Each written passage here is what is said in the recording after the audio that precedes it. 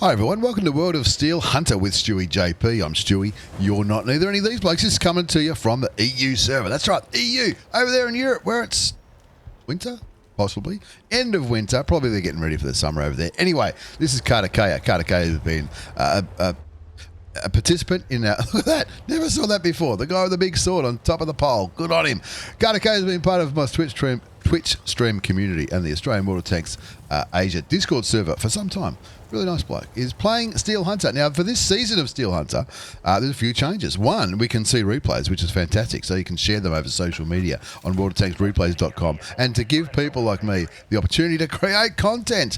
I think I've created some Steel Hunter videos last year, but things are a little bit different. They've changed it up. I'm going to go through the changes. Going to go through how you can get more stuff for free, and of course the Battle Pass. Battle Pass is the big one. Battle Pass is the big one, and the enabling of replays. You could never get replays earlier. I think there was a third-party modification which may have let you record your replays for Steel Hunter last year, but this year it's built into the game, which is fantastic. And a shout out to the mod makers who often inspire wargaming to put these features into the game. Now this might be looking a bit laggy because I don't think he normally plays on EU, but anyway, he's playing Steel Hunter. Steel Hunter, the other change with Steel Hunter, last year, Steel Hunter and Frontlines gave you tokens. You could exchange those tokens for tanks like the AE Phase 1, the Object 777 version 2, and the Char Future 4.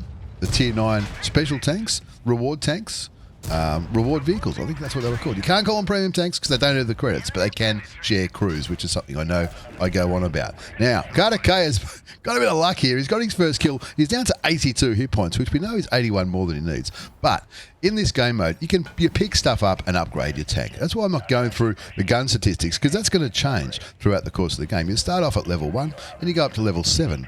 And as you go up, you choose what kind of upgrades you can make on your tank. It can be a better gun, a better radio, a better engine, better speed, better maneuverability, and all that kind of stuff. And as you get to these circles, there are 4 kinds of circles. The green ones, which you can see there, you're picking up consumables. If you're not full health, you'll get some hit points back, and you also get a little bit of experience. The orange ones, or the yellow ones, depending on how you see it, like this, you pick up ammunition and a bigger amount of experience. Now, the experience is gauged up at the top, and it shows you what level you're at. He's found a Varyag. Now, Varyag is a Russian tank. Kartekaya is driving the British tank, the Harbinger Mark IV, the Harby. A lot of people call it the Harby. And he's just pummeling into this Varyag, and he's going to get another kill hit for sure. There you go. Now, they've all got special abilities. That mist that you can see, the Varyag's got, that was Kartekaya's corrosive mist, which is a 2-pronged or 3-pronged thing, a 3-headed dragon, if you like. You drop it, and it slowly corrodes somebody's hit points. It also corrodes yours if you're in there, so you got to be careful. But it also creates a vision thing, so like camouflage, like being in a camo net. So if you could, some people, you could use it to hide yourself from the enemy team. If you want to, say, for instance, cross that road and not be seen, you could drop it there, or you could drop it on an enemy to try to get rid of some of his hit points and possibly piss him off, or do whatever you like with it. Anyway, that's what he did. He's back to full hit points now. Now the red ones appear when you kill an enemy tank. Now, looking at what's happening here, I reckon he's going to kill this Valkyrie. This Valkyrie, or Valkyrie, or however you say it, that's a German tank. Now, the German and the Russians are a little bit bigger and heavier than the British, American, and the French, and they do have a bit more armor. But as you can see here, Kartekaya is at level 6. Now, this guy's probably at level 3 or 4, and the armor just doesn't matter. The same as in a normal random battle. At that difference, the armor just doesn't matter. Gets himself a new type, and you pick here. You pick here with either your mouse, armor, or rotation speed, or you can push left click and the buttons. I use my mouse. I find that a little bit easier. Anyway, he's upgraded to level 6. He's picked up 3,637 hit points of damage. He's blocked a bit. He's also got 3 kills. I can tell that up here. Up here, the numbers up the top, 3 kills and 9. There are 9 enemy tanks remaining. Push the tab key, tells you who's left. Who's left? There's 1 Soviet tank, 2 German, 4 British. Tells me that British are still pretty popular, 2 American and no French. Now on the mini-map, that red stuff that you can see, the red stuff you can see is how the map shrinks, just like any other Battle Royale mode. The map shrinks, you get caught in the red, you lose hit points pretty slowly at the beginning, but then quickly towards the end. The yellow part, which think we're zoomed in a bit. There you go. The yellow part, which is this part, that's the next bit that's going to be going red. So other battle royale modes have a similar feature. Now this first came out a few years ago on the test server, and then it became reality with Steel Hunter. I reckon it's pretty good. Now the other change I was talking about earlier is the battle pass points. Now last year, battle pass and expedition tokens is what they were called, were two totally separate entities. This year, Wargaming have combined the two and made it different. So last year, each battle pass season was 50 levels. 50 levels? Yeah, 50 levels. And then you got to an elite level where you got rewarded with bombs. And each level had 50 points. It's the same here. Each level still got 50 points. But in the past, the higher levels cost more points to get through. But this time, there's 3 lots of 50 points. However, with the 3 lots of 50 points, you can get points not just in random battles. In the past, it was random battles only. This time, it's random battles, which you get points for winning and being in the top 10. I think it's some points for the top tier. Anyway, you get more points for winning than losing, obviously, and even if you're in a losing team, you still get some points if you do well in the battle. That's for random battles, which is not what this video is about. It also applies for ranked battles, which by the time this video comes out, it'll be on now. It'll also be Steel Hunter, which you can see. So Steel Hunter, you get if you finish in the top 10, which is the top half of obviously of the 20, which he's already done that. Oh, look out! Was that somebody behind him? You can see. It's another Harbinger. 6 vehicles remain, and this is one of them, the Harbinger. He's got, anyway, he's getting ready. He's hit the rampage button. This is what you got to know. On the British tank, I told you about the corrosive abyss, which is number 5. Number 6 is rampage, which just makes you shoot quicker. You lose health, though, which is an interesting side effect, if you like. But because he grabbed the red stuff from the bad guy that he killed, that gives you back some hit points. Now, the fourth and final different loot you can pick up is the blue stuff, which is dropped by air crates. I don't think Kartekaya has got any yet. If he did, I missed it, and I apologise. But they get dropped by aeroplanes, but everyone can see on the minimap where they are. Now, back to the points. There are daily missions, which I've been over before with daily missions. I've been over before what the daily missions do. As far as random battles go. And even, I think I've probably touched on Steel Hunter. There are daily missions for random battles. There are also daily missions for Steel Hunter. If you do, you can get 20 battle pass points for getting 4 kills. You can get another 20 battle pass points for getting 8,000 damage. They don't have to be in the same game. They don't have to be in the same game. But they add up. So you might get 1 kill and not much damage, like a Seagull award, but that'll still count for your 4 kills. Once you've got 4 kills throughout the course of a 24-hour period, you'll get 20 battle pass points. You'll get another 20 battle pass points for getting 8,000 hit points of damage. That's only once per day, but that's 40 points. That's nearly a level right there. You combine that with the, I think it's the 36 points you get from random battles, if my quick mathematics are correct. From random battles, the first 3 missions you get from random battles at any tier. It doesn't have to be tier 6 and above.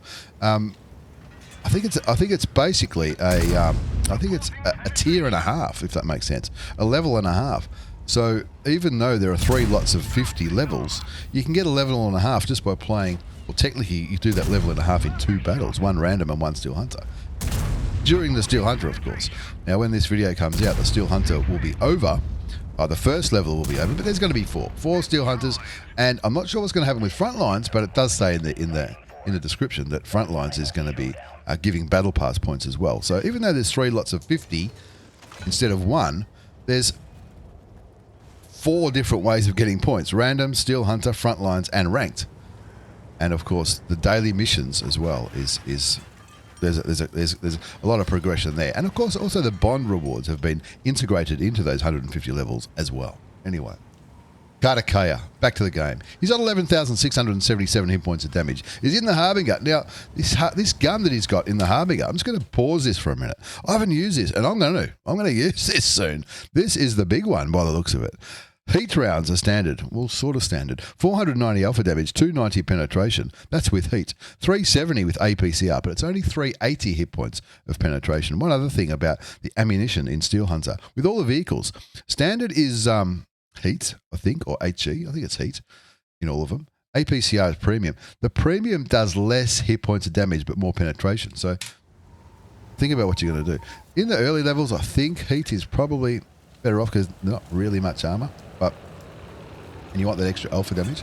But obviously towards the end, you want to pen all your shots as well. So we'll see if he goes and gets this blue thing. You can see on the mini-map now, that's the blue parachute. That's from the airdrop. You might have just heard an aeroplane. You might have just seen an aeroplane out of the corner of your eye leaving the scene of the crime. It's there, and this gives better rewards. It can be anything. I think it's always a bit of everything. Bit of health, bit of ammunition, some kind of consumable or more, and a really good amount of XP. So if you're still trying to level up, then that's what you want to do. Now, this is 1 versus 1. If it's a harbinger again, he hits the rampage mode. The enemy team doesn't. The enemy team gets hit twice. He's down to 250 hit points. Harbinger, look at that. Kills him with 872 hit points left on the tank. I would have dropped the smoke on him first, but that's just me. Who knows? Easy win, no problems. Winner, winner, chicken dinner. That's a stronghold. Stronghold? Steel Hunter version. That's my old mate Kartekaya. Apologies to Kartekaya because he did send me another replay, but of course, when I was traveling, there was a patch and that made the replay incompatible. It's life. It happens. Happens with about a lot of replays don't get through. Anyway, you can see what he's done. You can still upload, like Kartekaya's done, upload the replay to watertanks.com and you can share your results just like this. Winner.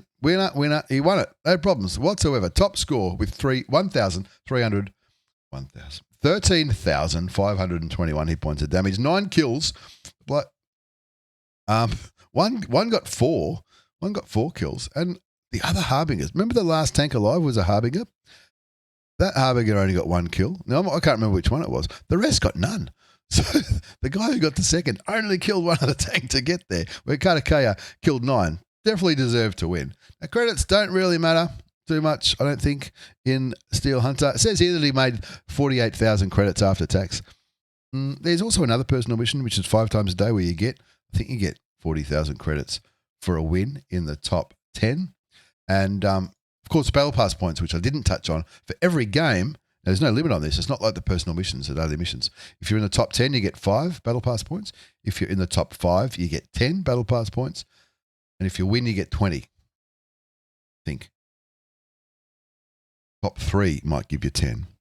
20, but it's definitely 20 points for a win. It's definitely 5 points for the top 10. I think if you make the top 3, you might get 20 points. I could be wrong.